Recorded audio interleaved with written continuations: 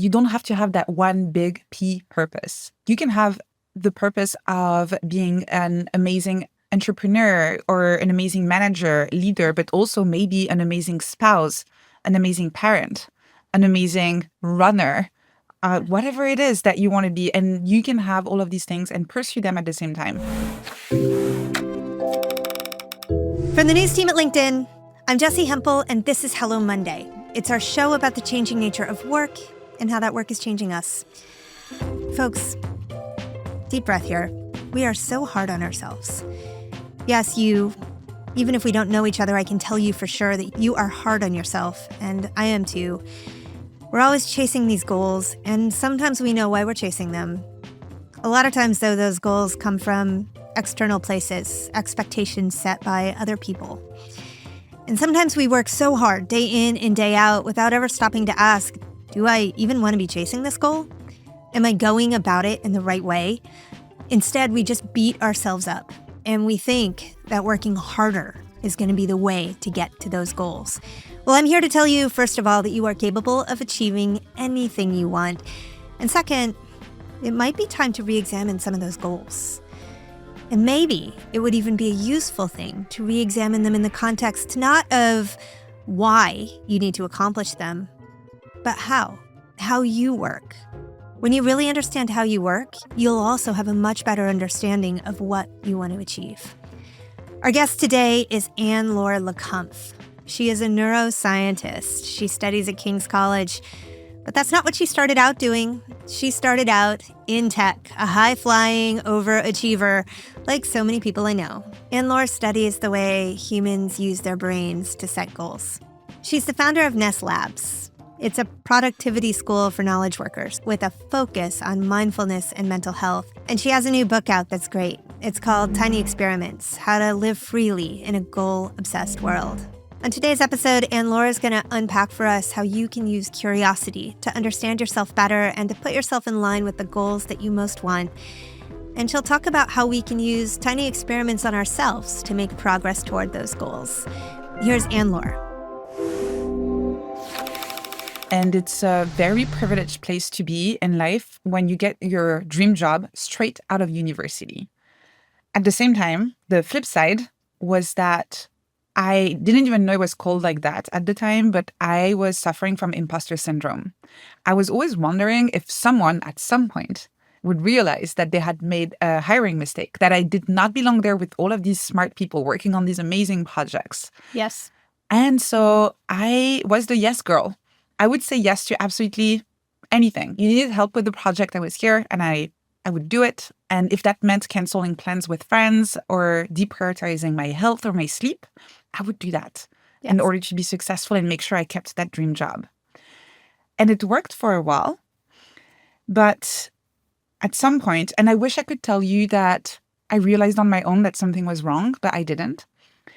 It took a health scare for me to finally realize that my priorities were out of whack. So one day I woke up, I was brushing my teeth in front of the mirror, and I noticed that my entire arm had turned purple. So I went to the Google infirmary because we had that on campus. Wait, what year are we at Google? That was 2016. Yeah. Okay. So Google infirmary, I go there, show them my arm. They say, you need to go to the hospital. So I go to the hospital in Stanford. The doctors look at my arm and they say, you need to have surgery as quickly as possible because you have a blood clot in your arm that is threatening to travel to your lungs. Oh, goodness. Oh, goodness. Yeah. And how did I react in that moment?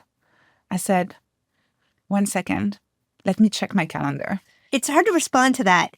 But I think back to who I was in the late 20s of my career when I was striving and stretching and goal-oriented. And I, too, might have just checked in with my boss to make sure that deadline could just stretch. Yes, exactly. I didn't want to let anyone down. And I wanted to make sure that all of the projects I was working on were going to launch successfully, even if I did the surgery. And so I had this almost like an out-of-body experience. You know, when you see yourself doing something so absurd. Yeah. You're not even sure this person is you. Yes. And so that was the trigger for me. That's really what triggered the questioning of my priorities, my work, my career, my life, and where I actually wanted to go. Right. You know, some people, when they get curious about that, they read some books. Sometimes they do a deep dive on the internet to try to learn more. You just signed up for a PhD program, right? The reason, yes, the reason why I went back to retrain as a neuroscientist was because I finally allowed myself to ask the question, what am I actually curious about? If you let go of the traditional definition of success, if you remove from the equation the idea of having a good job that is going to make your parents proud and your friends proud, what is something you're curious about that you would like to explore, even if nobody was watching? And it happened so that in my case, it was the brain. I had always been fascinated with why we think the way we think and feel the way we feel. So yes, I did go back to university to study neuroscience. You keep using the word curious. And reading your work, I felt like I shifted my relationship to that word. I began to understand how that word in itself could be a tool for me. I wonder if you want to talk a little bit about that. I love that you're saying that because a lot of people think, when they think about being curious, there's almost this idea of only being playful, a bit floaty almost, and just following whatever you're interested in. And sure, curiosity can look like that. But curiosity can also be more systematic and more structured. The kind of curiosity that scientists have when they're faced with uncertainty, when there's something they don't understand, and they ask themselves, what's going on here? And what kind of experiment can I design around this to try and get an answer? Let's talk about your first book, Tiny Experiments. This book has a real goal. It has a purpose for people. What do you hope people can learn from it? It's funny you're using the word purpose because I actually explored that topic in the book. A lot of us have a lot of anxiety around not having found our purpose. Because in today's world, everything keeps on changing so fast. We're changing. And that creates a lot of unpredictability as to where we're going and what we want, what our career might look like. This book is a bit of an invitation for people to let go of this need for knowing what your purpose is, of this need for linear goals, of this need for a clear path. Right. And it's an invitation to instead experiment, try new things, see what works and what doesn't, and trusting that your path will emerge if you keep on experimenting. You know, we so often go into our life journeys with a sense that there is like one capital P purpose.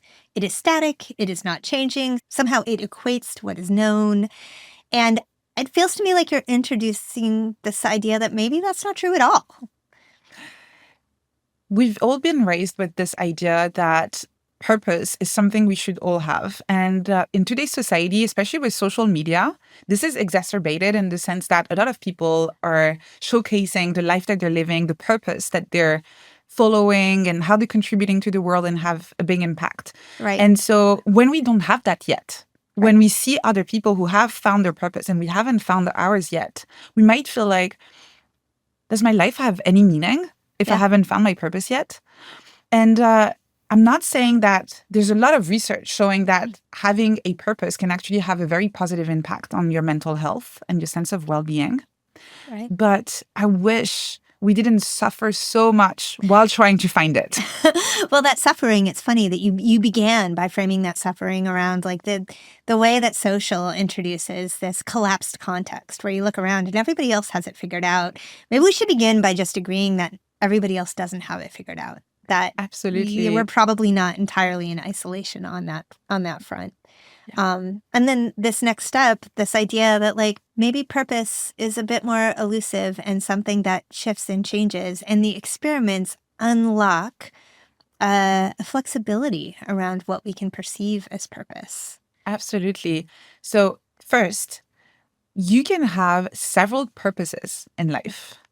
You don't have to have that one big P purpose. Yeah. So you can have the purpose of being an amazing entrepreneur or an amazing manager, leader, but also maybe an amazing spouse, an amazing parent, an amazing runner, whatever it is that you want to be. And you can have all of these things and pursue them at the same time.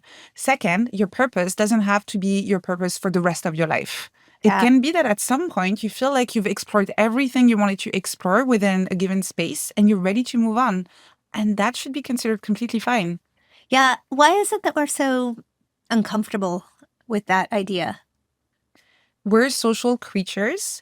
And from an evolutionary perspective, we want to be perceived as useful Yeah. by our tribe, Yeah. which means we want to be perceived as people who know what they're doing. And so admitting to other people that you're not quite sure what you're doing, you're not quite sure where you're going, you're just exploring, you're just figuring it out, doesn't feel very safe. No. Yeah. And that social safety piece is critical.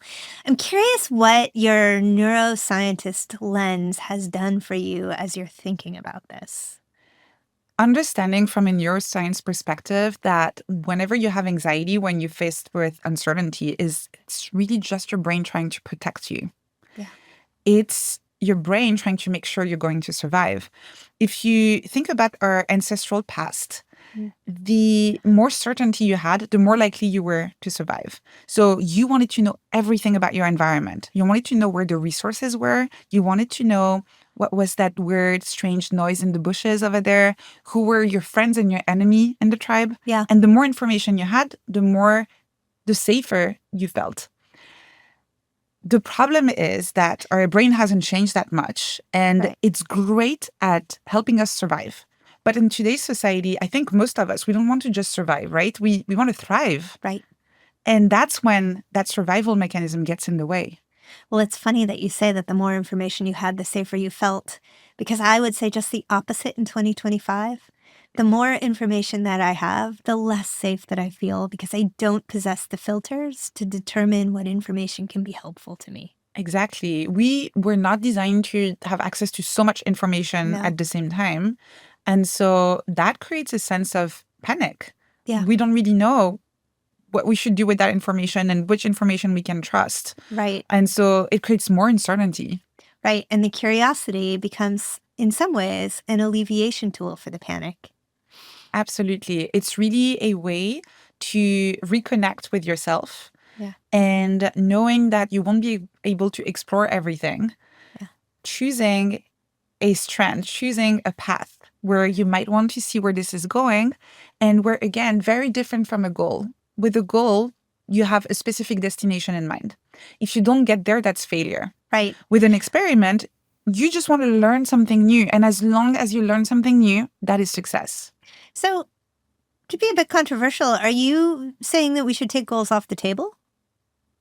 No, goals can be very helpful when you're in a problem space where you know exactly what you want to do and you just need to show up and do it. Sure. So if you're in that exploit mode where you just need to execute, having the goal and doing the thing, that's perfectly fine. Right. But in lots of situations, and in today's world in particular, Yeah. that approach doesn't work anymore. You talk about creating an anthropology of your life. How is this helpful and what does it even mean? There might be a temptation when you hear about tiny experiments for the first time to just jump right in and design your first experiment. Sure. But any good experiment always starts with observation. You need to know how things are, the current situation, in order to start imagining what could be different and what you might want to experiment with. So I recommend a little exercise that I call self-anthropology. The reason why I call it like that is because I'm encouraging people to pretend just for 24 hours that you are an anthropologist with your own life as your topic of study. And what an anthropologist does is that they observe and they take little notes without any judgment. And they just ask questions like, why do people do things like this? Why do they care about that? Why do they spend their time and their energy in this way? And you can do the same thing. So taking your typical day in your life, you can do that on your phone. Create a little note and take little notes. What gives you energy? What drains your energy? Did you just have a conversation with someone where you just can't stop thinking about it? You're really curious about it. Or were you stuck in a meeting where you just wanted to go and hide in a corner? Sure. That's also important information. Based on that little anthropology of your life, you can start seeing patterns and you can start feeling curious and ask yourself, okay, is there something I might want to experiment with here? Yeah. Well, so as I think about that, what I think about is how poor we often are at reflecting for ourselves and how we use our time and where our energy goes. And so the crucial aspect of that experiment is paying true attention, real attention to what we miss, right? Yes. Are there other ways that we can do that? You really need to pay attention to your energy levels. So we've been taught, most of us, to treat time as the most important resource in our day. Yes. And I want to argue against that and say that your energy levels and how you feel, the more intangible type of factors, the signals that your brain and your body are sending you are more important than just time. Right. And ideally, if you can, and I know not everyone has this type of flexibility where you can do that with everything, but ideally, if you have a little bit of flexibility, trying to organize your work in a way where your creativity and the types of tasks that you work on are aligned with your energy levels. We had a writer on the show, a woman named Elizabeth Gilbert, Yeah. who talked about how much you could get done by giving yourself the best hour of your day. I love And that. it didn't take more than that, right? And you're right that so often we think about time in terms of quantity rather than quality. You know, it's kind of in alignment with how we think about productivity, right? Like we live in a moment where, because of the way that knowledge work has evolved, productivity has become summed up by whether or not we got through all of our Slack and all of our email and whether we can point to the to-do list that has everything checked off. But sometimes you get to the end of the to-do list and you realize you've been so busy, they haven't produced anything. This is really the old definition of productivity that is based on factory work where you need to produce Right. little widgets, right? Yeah. When we're in that mindset and we just focus on going through the to-do list, we don't give ourselves enough space to think about, well, first, do we actually need to do everything that's on that list? Because sometimes people put stuff on that list that might be outdated, not aligned with the actual priorities of the company and the business. And maybe we can just remove them. Or are we the right person to do this? Maybe there's another person who's more qualified to do this. Or today we can say maybe AI would do a better job and we could focus on something else instead of spending all of this time on it. So we don't give ourselves the space to be intentional with our work. Right. How do you, since you bring it up, how do you think about AI and our relationship to it as we're trying to understand this for ourselves? I think AI is an amazing thinking companion. Yeah. I don't think it can replace the thinking. It can't do the thinking for us. Yeah. But if we work with AI hand in hand, we can actually produce better work faster, which should not always be what we aim for. And it can actually make it more fun, I think. Talk about the fun piece. That is requiring my curiosity. Well, there really aren't that many people that I can pester nonstop with all of my questions and that won't tire of answering, and where the conversation can go in really any direction and they will actually have the knowledge to be able to keep going. Right.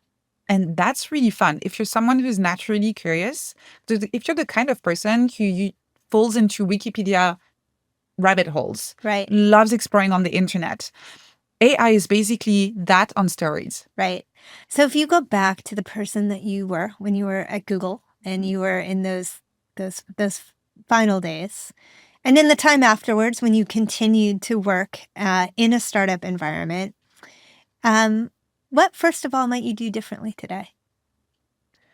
I would give myself more time to explore and figure out what I might be really curious about. Yeah. It took me a few years to get to a point where I'm not rushing anymore. Yeah.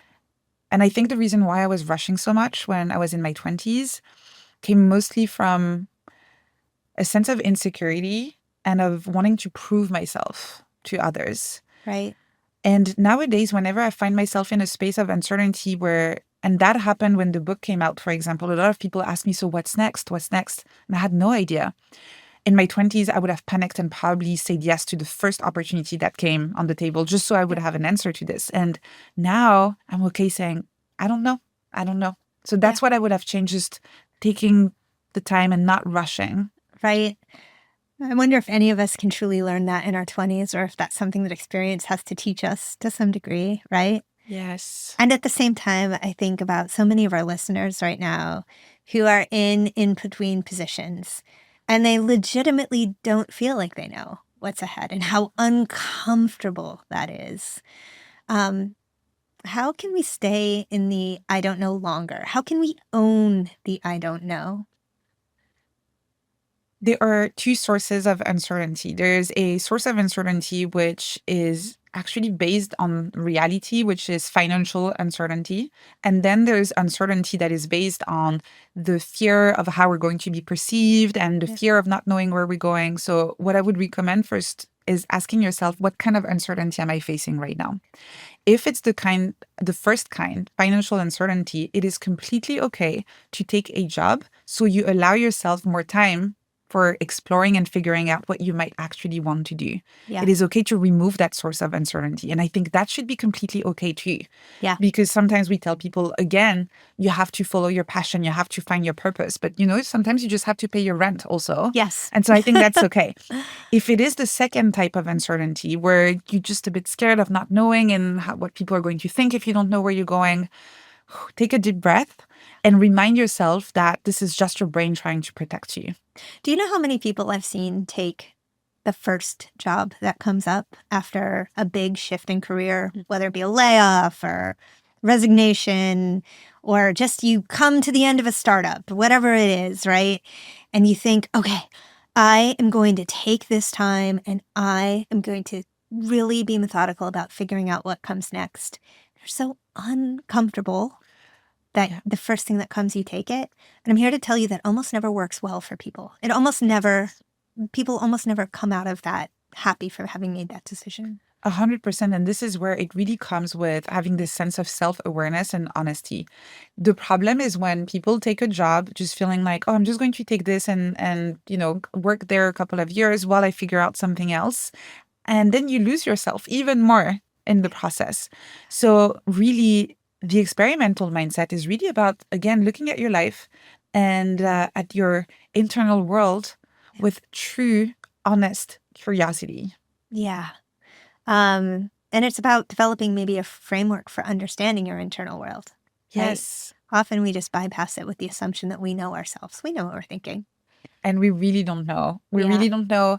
And I don't think we ever get to a point where we know. And it's really, again, more about catching yourself Yeah. when you're telling yourself a nice story Right. and saying, oh, I'm doing the thing. Oh, it's my brain trying to protect me again. Thank you, brain. I know what you're doing here, but let me actually look at this and be honest and have this conversation with myself. Okay, so what else have you learned about the brain and the tricks it plays on us as we try to navigate our careers? I was trained as a cognitive neuroscientist. And so for me, there was at first a temptation to look at any way we navigate challenges from almost like shoulder level up. Yep. Uh-huh. The reality is that our emotions are as important as our cognitive processes when it comes to the way we navigate decisions. And so if you really want to understand how you're making decisions, why you're making decisions, you have to know that you can't lie to yourself and think that you're being rational. You have to be honest with yourself and know that, yes, you're trying to be rational, but there are a lot of emotions at play. Right. There's this fear, we want to belong, we don't want to miss out, we want to be loved, all of this. Right. Now that you know this, have you personally become better at it? Is knowing it enough? So knowing is enough to become better at it. You never become perfect at it. It's really about noticing whenever those emotions are at play and again, catching yourself. Right. And so I really see this as a little dance and noticing when you're veering too far on one side and just letting your emotions run the show or lying to yourself and thinking that you're being fully rational about the decision. It brings me back to the way that thinking about your life and your career as a set of experiments creates a system that you can continue to come back to and continue to come back to. And, I had a guest on the show not so long ago who had been the lead hostage negotiator for the United States government. And I asked him, hey, in the moments, the most stressful moments, the moments that are really life or death, how do you overcome your nerves? How do you overcome your emotions and trust in yourself that you can do it? And he said, well, that's the moment where I step away from the question of my emotions and my nerves, and I work the system, right? I know the system. It feels to me like your book introduces a handful of systems that we can put into place to navigate an uncertain future. I wonder if you want to walk me through one in particular, the head, the heart, the hand. What's really interesting is that whenever we experience resistance or we face a challenge, we might be tempted to try and ignore it or use willpower, push through, and just get over it, which is what a lot of people have been taught to do as well. But what if instead you looked at that resistance, at that challenge with curiosity? And this is what this little tool is all about. So the idea is that whenever you're feeling a little bit of resistance, maybe you're procrastinating and you're not doing the thing that you feel like you should be doing. Sure. Instead of blaming yourself, ask, where is the problem coming from? Is it coming from the head, from the heart, or from the hand? If the problem is coming from the head, it means that at a rational level, you're not fully convinced you should be working on this thing. And so you're resisting, you're procrastinating. If the problem is coming from the heart, it means that at an emotional level, this thing doesn't look like it's going to be very fun. Again, resistance. Yeah. And if the problem is coming from the hand, it means that at a practical level, although you think you should be doing this and you feel like it would be fun, you don't believe that you have the right skills, the right tools, or the right support network in order to do the thing. You've just mapped out every reason I don't do all the things I'm supposed to do. Well, the great thing is that when you're systematic, when you have a tool to know where the problem comes from, you can also be systematic in the way you solve the problem. Right. So if the problem is coming from the head, then you can tell your team, hey, and I know a bit uncomfortable, but hey, I've been procrastinating with this because I don't think we should be working on this in the first place. Doesn't feel aligned. Can we go back to the drawing board and maybe brainstorm together, figure out a better way to do this? Yeah. If the problem is coming from the heart, then make it fun. Grab one of your favorite colleagues and go and do a little co-working session together. Yeah. Go to a coffee shop you like, make it fun. And if the problem is coming from the hand, then raise that hand. Ask for help. That could be mentorship, that could be coaching, that could be an online course, but get the training and the tools that you need in order to do the task. That was Anne-Laure Le Cunff. Check out her new book, Tiny Experiments. Sign up for her newsletter. You'll be glad you did. And I want you to take away some concrete things from this episode. First up, lean into curiosity. What if you studied yourself like an anthropologist? You know, taking careful notes on what brings you joy or just what slows you down. It can unlock the tiny experiments that are going to show you so much more about the richness of your own life. Second, humans get caught up in this capital P purpose. Anne-Laure introduces this idea that maybe there are a lot of different purposes, and maybe they shift and change during your life. You need to take the pressure off here. Be open to so much more than you're thinking. Third, the uncertainty here can be just so uncomfortable. Uncertainty writ large is uncomfortable. That's why I love Anne-Laure's tool, the head, the heart, and the hand, right? Is your concern here a logical concern? Is it an emotional concern? Or does it concern what you are actually capable of? Understanding where it starts is the first step to unpacking it and living with just a bit more certainty. We're going to talk about all of Anne-Laure's work, her tips and tricks, so much that we didn't even cover on the episode at this week's office hours. So I hope you'll join me and our senior producer, Sarah Storm. As usual, we go live every Wednesday afternoon at 3 p.m. Eastern. You can find us on the LinkedIn news page, or you can just click the link in the show notes. Now, if this episode meant something to you, and I really hope it did, you might want to share it with a friend who can use it. Send a text, an email, whatever works for you. And while you're at it, you can always drop us a note at hellomonday@linkedin.com. I love to hear from you. Thanks for joining us this week. I will be right back in the studio with more Hello Monday next week.